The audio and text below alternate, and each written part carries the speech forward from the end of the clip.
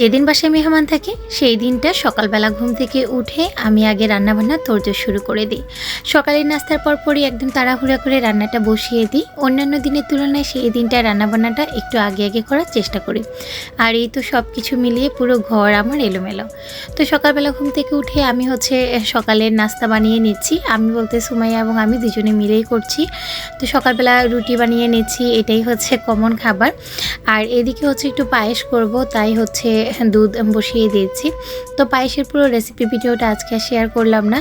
আমি দুধগুলো আগে থেকে জাল করে নিয়েছি, মানে রাতের বেলায় জাল করে রেখেছি। এখন এই দুধ দিয়ে পায়েস রান্না করে নিব। আর এই তো পায়েসটা রান্না করেও নিয়েছি। আর এদিকে এই যে রুটি আর আগের দিনের গরুর মাংস ছিল, সেই গরুর মাংস। আর এদিকে সবার জন্য একটা একটা করে ডিম ফোস করে নিয়েছি। সেই সাথে যে রান্না করেছিলাম পায়েস, সেই পায়েসটা। এই পায়েসটা রান্না করার পর আমি ঠান্ডা করে একটু ফ্রিজে রেখেছিলাম, কারণ পায়েস নর্মালি আমাদের বাসার সবাই ঠান্ডা ঠান্ডা খেতেই পছন্দ করে।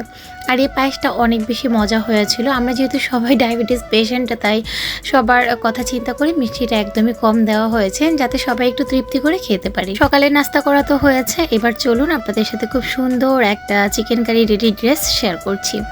এই ড্রেসের নেক পোর্শনটা খুবই সুন্দর ডিজাইনার লেস এবং পার্ল ওয়ার্ক করা আছে। সেই সাথে এটার নিচের ডিজাইনটা দেখেন, পুরোটা কাট ওয়ার্ক করা, এবং সেই সাথে কিন্তু খুবই সুন্দর চিকেন কারি কাজ করা। উল্টা সাইডটা দেখলেই বুঝবেন কাজের কোয়ালিটি। আর পুরো জামায় চিকেন কারির কাজ করা আছে, সেই সাথে স্লিপটাও কিন্তু খুবই সুন্দর চিকেন কারি কাটওয়ার্ক কাজ করা আছে। এটা প্যান্ট ইলাস্টিক করা আছে এবং ডিজাইনার লেস করা আছে। এটা ড্রেসের খুবই সুন্দর দোপাট্টা।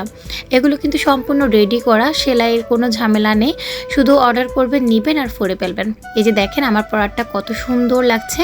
তো আমি নর্মালি প্রত্যেকটা চিকেন কারি থেকে একটা একটা করে রেখেছি আমার জন্য, কারণ এগুলো আমার ভীষণ পছন্দ। গর্জিয়াস কাজ করার কারণে এই ড্রেসগুলো ইজিলি আপনারা যে কোনো জায়গায় পরতে পারবেন, দেখতে কিন্তু ভীষণ সুন্দর লাগে। তো যেসব আপুরা এই রেডি ড্রেসগুলো নিতে চান, অবশ্যই কিন্তু outfit page even Facebook page থেকে নিতে পারেন। আউটফিট পেজ ইভেনের লিঙ্কটা আমার এই ভিডিওর কমেন্ট বক্সে এবং ডিসক্রিপশন বক্সে দেওয়া থাকবে, আপনারা ভিজিট করে পেজ থেকে নিয়ে নিতে পারবেন।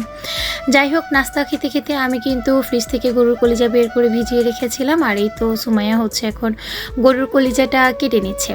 তো আজকে কলিজা ভুনা করব, সেই সাথে কালকে যে ইলিশ মাছটা কেটেছিলাম, সেই মাছ থেকে আমি কয়েক টুকরো মাছ রেখে দিয়েছিলাম, মাথা লেজ এগুলো দিয়ে তো ধুন্দুল রান্না করেছি। আর এই মাছটা এখন টমেটো দিয়ে দো পেঁয়াজু করেছি। আর এদিকে তো কলিজাটা ভাপিয়ে নিচ্ছি, ভাপিয়ে নিয়ে কলিজাটা ভুনা করে ফেলবো। আর এদিকে ঢেঁড়স ভাজি করছি, কারণ ঢেঁড়স ভাজিটা আমার ভীষণ পছন্দের। তো যাই হোক, কলিজা ভুনা কিন্তু আজকে আর পুরো রেসিপি ভিডিওটা শেয়ার করব না। ইনশাল্লাহ অন্য কোনো দিন আমার দেশি স্টাইলের এই কলিজা ভুনা রেসিপিটা আপনাদের সাথে শেয়ার করব।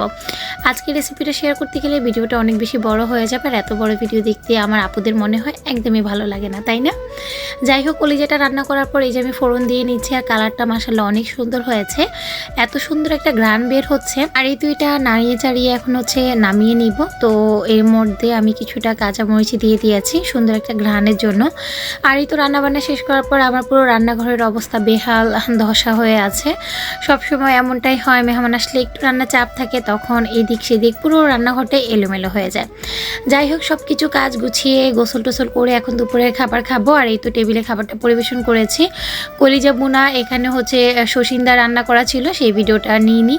আর এখানে ইলিশ মাছ ভাজি করেছি, সেই সাথে যে ভেন্ডি ভাজি করেছিলাম সেই ভেন্ডি ভাজি, আর পাতলা ডাল।